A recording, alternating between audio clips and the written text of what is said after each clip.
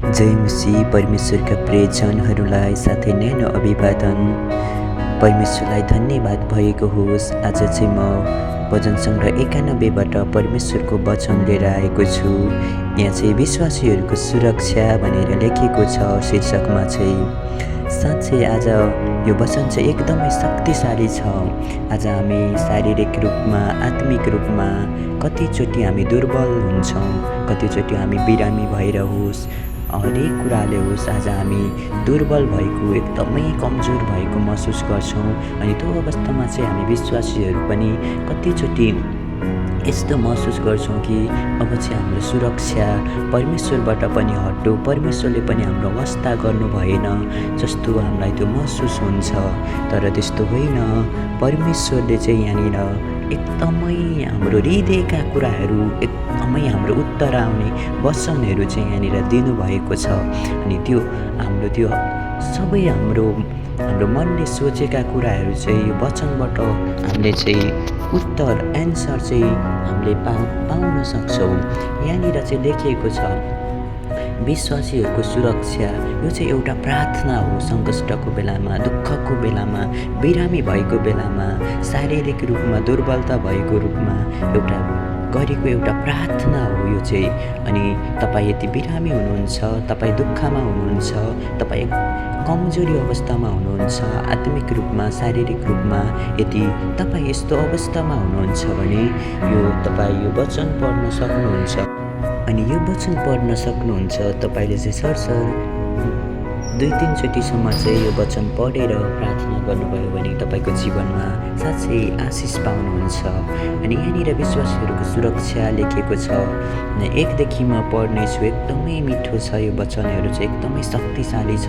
यो चाहिँ तपाईँको र मेरो जीवनमा एकदमै उत्तर दिने, हामीले खोजेका कुराहरू उत्तर भेट्टाउने यो पदहरू चाहिँ यहाँनिर छ। भजन सङ्ग्रह 91को 1। जो परमप्रधानको शरणमा बास गर्दछ त्यो मानिस सर्वशक्तिमानको छत्र छायामुनि रहन्छ। परमप्रभुको बारेमा म भन्नेछु, उहाँ मेरो शरण स्थान र किल्ला हुनुहुन्छ, मेरो परमेश्वर जसमाथि म भरोसा राख्दछु।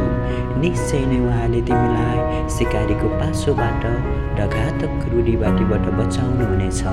उहाँले तिमीलाई आफ्नो पखहरूले छोप्नुहुनेछ र उहाँका पखेटा मुनि तिमीले शरण पाउनेछौ। उहाँको विश्वसनीयता तिम्रो ढाल र पर्खाल हुनेछ। तिमी रातको ठुलो त्रासदेखि र दिनमा उडेर आउने बाणदेखि डराउने छैनौ, न त अन्धकारमा फैलिने रूढीदेखि, न त मध्य दिनमा नाश गर्ने महामारीदेखि डराउने छैनौ।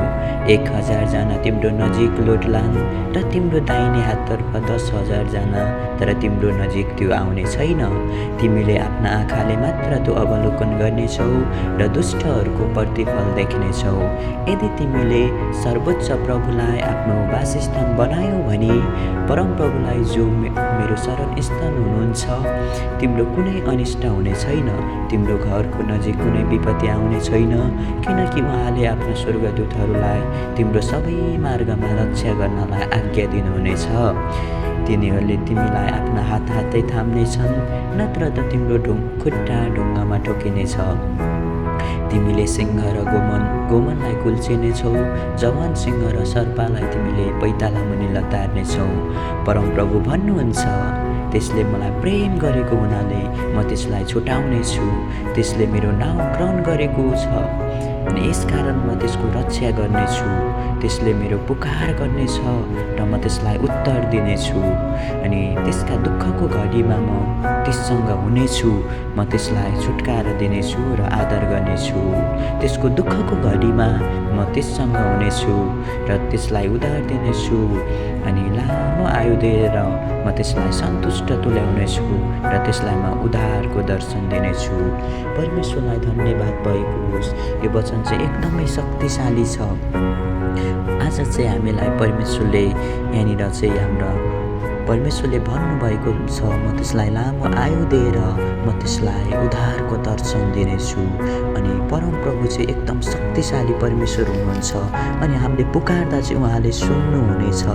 अनि हाम्रो शत्रुहरू चाहिँ हामीमाथि विजय हुने छैन अनि हाम्रो मुख्य शत्रु भनेको चाहिँ शैतान हो। अनि शैतानलाई चाहिँ विजय गर्ने हो भने आज हामी प्रार्थना र परमेश्वरमा एकदमै आत्मिकी भएर मात्र आज हामी विजय गर्न सक्छौँ, नत्र हामी सक्दैनौँ। किनभने परमेश्वरसँगको सम्बन्ध चाहिँ मानिस र परमेश्वरको सम्बन्ध चाहिँ एकदमै आत्मिकी छ भने चाहिँ शैतान आफै भाग्दछ। त्यसैले रोमी 8:31 भन्दछ, परमप्रभु हाम्रो विरुद्धमा हुनुहुन्छ भने अब परमेश्वरको विरुद्धमा चाहिँ को खडा हुन्छ त? कोही पनि खडा हुन सक्दैन। यसकारण हामी जस्तोसुकै अवस्थामा भए पनि परमेश्वरले आज हामीलाई प्रेम गर्नुहुन्छ अनि यो वचनले चाहिँ एकदमै हाम्रो प्रार्थनाको उत्तरहरू हामीले यो वचनमा भेट्नेछौँ। एकदमै हामी यो वचन चाहिँ हामी बिरामी हुँदा जस्तोसुकै अवस्थामा पढ्यौँ भने हामीले बाइबलबाट नै हामीले चाहेको उत्तरहरू चाहिँ हामीले भेट्टाउन सक्छौँ। प्रभुलाई धन्यवाद भएको होस्। यो वचन सुनाइबाट परमेश्वरले तपाईँलाई आशिष दिनुभएको होस् अनि मलाई पनि आशिष दिनुभएको होस्। आमेन।